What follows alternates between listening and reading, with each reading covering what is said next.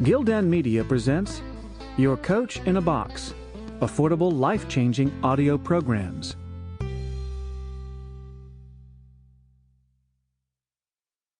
The Righteous Mind: Why Good People Are Divided by Politics and Religion. Read by the author, Jonathan Haidt. Can we all get along?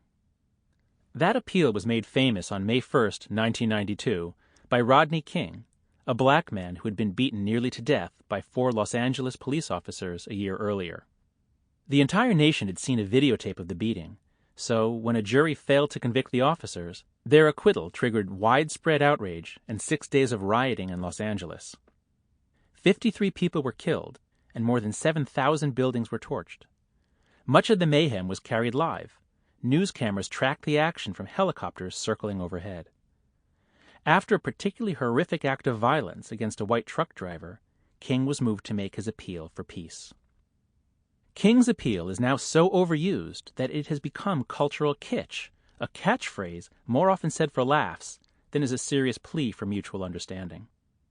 I therefore hesitated to use King's words as the opening line of this book, but I decided to go ahead for 2 reasons.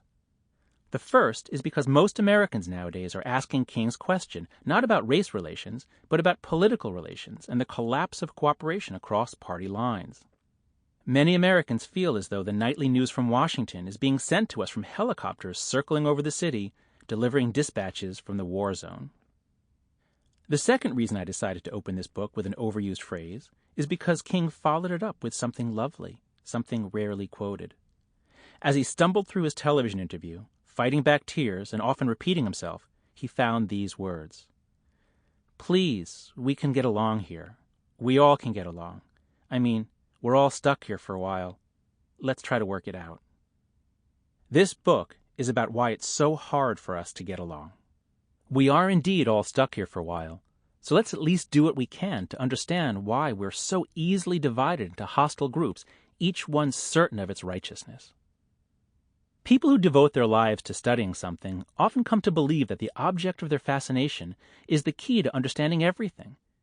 Books have been published in recent years on the transformative role in human history played by cooking, mothering, war, even salt. This is one of those books. I study moral psychology, and I'm going to make the case that morality is the extraordinary human capacity that made civilization possible. I don't mean to imply that cooking, mothering, war, and salt were not also necessary. Sample complete. Ready to continue?